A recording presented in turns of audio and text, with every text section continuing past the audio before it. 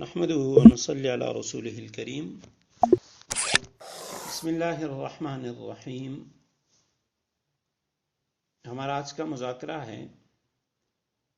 پاک دامنی قرآن مجید کی نظر میں. سورہ مومنون کی پہلی آیت ہے قد افلح المؤمنون الذین هم فی صلاتهم خاشعون والذین هم عن اللغو معرضون والذین هم للزکاة فاعلون والذین هم لفروجهم حافظون. فلاح پانے والے ایمان لانے والے ہیں، جو ایسے ایمان لانے والے جو اپنی نمازوں میں خشوع اختیار کرتے ہیں، لغو باتوں سے لغویات سے دور رہتے ہیں اور زکوٰۃ ادا کرتے ہیں اور اپنی شرمگاہوں کی حفاظت کرتے ہیں.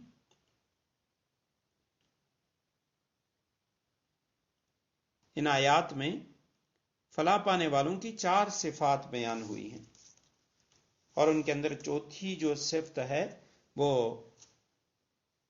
اپنی حیا کی حفاظت کرنے والے. اب یہ جو فرمایا والذین هم لفروجہم حافظون، جو اپنی شرمگاہوں کی حفاظت کرنے والے، حیا کی حفاظت کرنے والے، تو ایک یہ کہ اپنے جسم کے قابل شرم حصوں کو چھپا کر رکھتے ہیں، یعنی عریانی سے پرہیز کرتے ہیں، اپنا سطر دوسروں کے سامنے نہیں کھولتے. اور دوسرا مطلب اس کا یہ ہے کہ وہ اپنی عصمت و عفت کو محفوظ رکھتے ہیں، جنسی معاملات میں آزادی نہیں برتتے، قوت شہوانی کے استعمال میں بے لگام نہیں ہوتے، بلکہ بے حیائی اور فحاشی سے کوسوں دور رہتے ہیں. اور سورہ احزاب میں فرمایا والحافظین فروجہم والحافظات والذاکرین اللہ کثیرا والذاکرات اعد اللہ لہم مغفرتا واجرا عظیما. ایسے مردوں اور ایسے عورتوں کے لیے کہ جو اپنی عصمت کی حفاظت کرتے ہیں، اپنی عفت کو محفوظ رکھتے ہیں اور کثرت سے اللہ کو یاد کرتے ہیں، ان کے لیے اللہ تعالیٰ نے مغفرت اور بڑا ثواب تیار کر رکھا ہے. قرآن کریم میں بہت ساری مثالیں بیان کی گئی ہیں. عزیز مصر کی بیوی زلیخا یوسف علیہ السلام کے حسن و جمال کو دیکھ کر فریفتہ ہو گئیں، اور ایک دن کمرہ بند کر کے اس نے کھلے لفظوں میں اپنا مطلب اور اپنی خواہش پوری کرنے کا پرزور مطالبہ کیا. تو حضرت یوسف علیہ السلام نے یہ دیکھ کر فرمایا کہ میں اپنے رب سے ڈرتا ہوں. قال معاذ اللہ انہ ربی احسن مثواي انہ لا یفلح الظالمون. اور بھاگ نکلے. تو علماء نے لکھا کہ یوسف علیہ السلام انکار کی وجہ سے جیل میں گئے، کئی سال تک جیل کی مشقتیں برداشت کرنی پڑی، مگر ایک ایسا وقت بھی آیا کہ زلیخا نے خود اپنی زبان سے یہ قرار کیا وَلَقَدْ رَاوَدتُّهُ عَن نَفْسِهِ فَاسْتَعْصَمَ، میں نے اس کو اپنا مطلب حاصل کرنے کے لیے بہکایا مگر یہ پاک رہا. اور یوسف علیہ السلام کی پاک دامنی کی خاطر اللہ سبحانہ و تعالیٰ نے قرآن کریم میں ان کی تعریف بیان کی.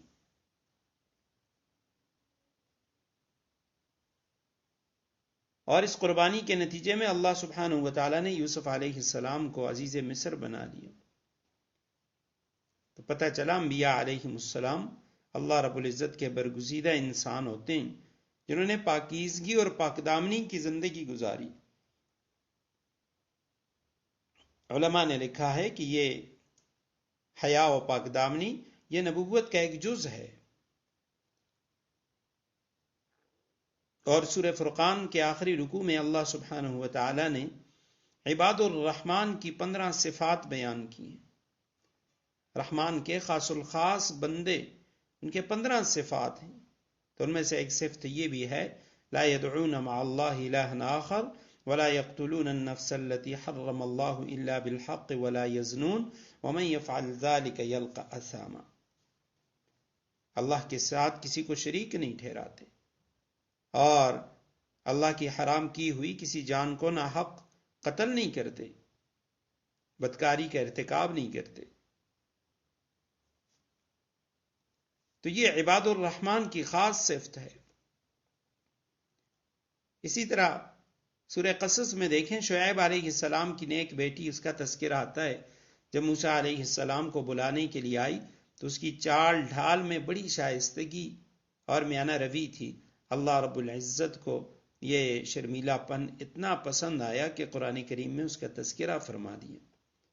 وجاءت احداہما تمشی علی استحیاء، کہ ان میں سے اس کی ایک لڑکی وہ حضرت موسیٰ علیہ السلام کے پاس آئی حیا کے ساتھ، شرماتی ہوئی. تو جب باحیا انسان کی رفتار و گفتار اللہ سبحانہ و تعالیٰ کو اتنی پسند ہے تو اس کا کردار کتنا مقبول ہوگا. لہذا جو شخص حیا جیسی نعمت سے محروم ہو جاتا ہے وہ حقیقت میں محروم القسمت بن جاتا ہے. ایسے انسان سے پھر خیر کی توقع رکھنا فضول ہے. اور اسی وجہ سے رسول اللہ صلی اللہ علیہ وسلم نے فرمایا اذا لم تستحی فاصنع ما شئت، شرم نہ رہے تو پھر جو مرضی، جب تم میں حیا نہ رہے جو مرضی کرتے پھرو. سورہ آل عمران میں حضرت یحییٰ علیہ السلام ان کی صفت بیان کی گئی ہے، حسور سیداً و حسوراً و نبیاً من الصالحین، سردار ہوں گے وہ اپنے نفس کو روکنے والے اور نبی ہوں گے اعلیٰ درجے کے.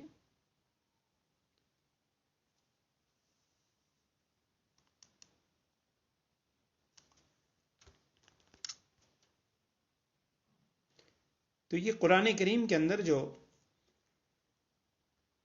پاکدامنی کے فضائل ہیں یا پاکدامنی کا تذکرہ ہے تو وہ ہم نے پڑھ لیے. اب رسول اللہ صلی اللہ علیہ وسلم کے احادیث میں پاکدامنی کے بارے میں آپ صلی اللہ علیہ وسلم نے فرمایا،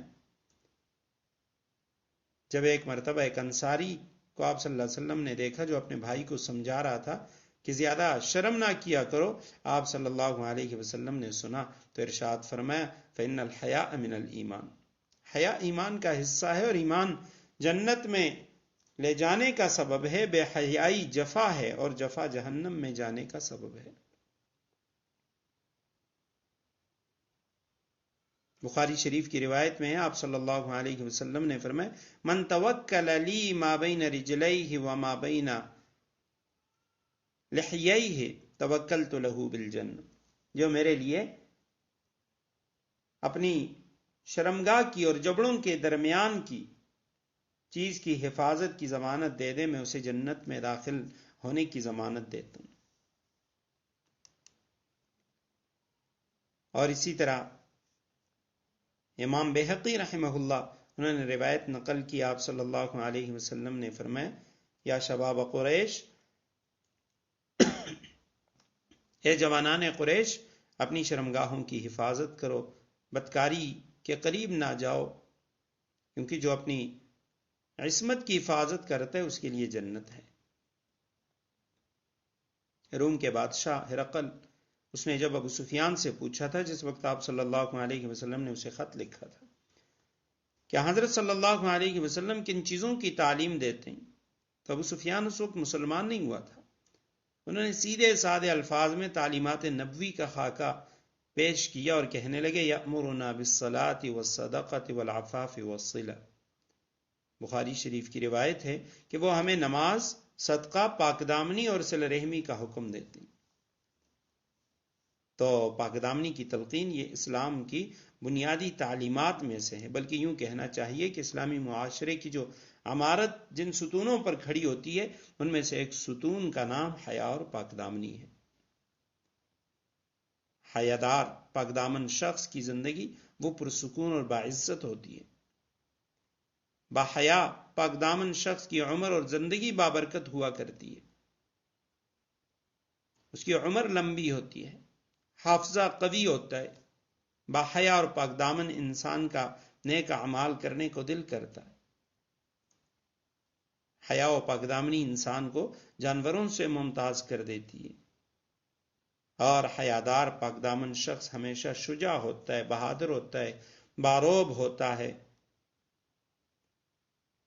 اور صابر و شکر گزار ہوتا ہے، اور آخرت کے اندر حیادار شخص کو رسول اللہ صلی اللہ علیہ وسلم کی شفاعت نصیب ہوگی، عذاب جہنم سے نجات پائے گا۔ باحیا مرد اور عورت وہ اللہ سبحانہ و تعالیٰ کے عرش کے سائے میں ہوں گے۔ ایک حدیث مبارکہ میں ہے، آپ صلی اللہ علیہ وسلم نے فرمایا، ما من مسلم ينظر الى محاسن المرأة، کوئی مسلمان جب پہلی بار کسی عورت کی خوبصورتی کو دیکھے پھر اللہ تعالیٰ کے خوف سے اپنی نگاہ نیچی کر لے تو اللہ سبحانہ و تعالیٰ اس شخص کو عبادت میں لذت اور حلاوت عطا فرماتی۔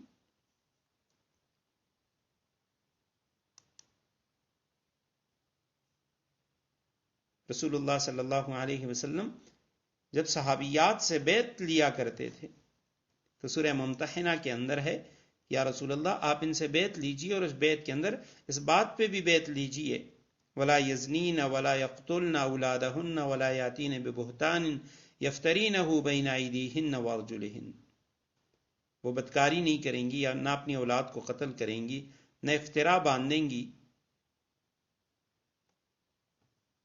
تو یہ رسول اللہ صلی اللہ علیہ وسلم صحابیات سے اس حوالے سے بیعت لیا کرتے تھے، اور کل قیامت کے دن اللہ سبحانہ و تعالیٰ کے عرش کے سائے میں جو لوگ ہوں گے ان میں 7 افراد آپ صلی اللہ علیہ وسلم نے گنے بخاری و مسلم کی روایت میں، اور اس میں ایک شخص وہ بھی ہے دعتہ امرأۃ، کہ جس کو کسی عورت نے گناہ کی طرف بلایا، ذات منصب و جمال فقال انی اخاف اللہ،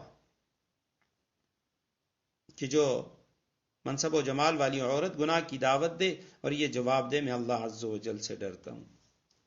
حضرات محدثین کرام نے لکھا ہے، چونکہ قرآن کریم میں اکثر جو صیغے ہوتے ہیں وہ مردوں کے لیے ہوتے ہیں، لیکن اس کے ضمن میں عورتیں بھی ہوتی ہیں۔ فرمایا جس طرح حدیث مبارکہ کے اندر مرد کا ذکر ہے تو اسی طرح عورت کا بھی ذکر ہے، کہ جس عورت کو خدا نخواستہ کوئی ایسا شخص وہ برائی کی طرف بلائے اور وہ یہ کہے کہ انی اخاف اللہ، میں اللہ سے ڈرتی ہوں، وہ گناہ سے اپنے آپ کو روکے رکھے، تو ایسی عورت وہ بھی اللہ سبحانہ و تعالیٰ کے عرش کے سائے میں ہوگی۔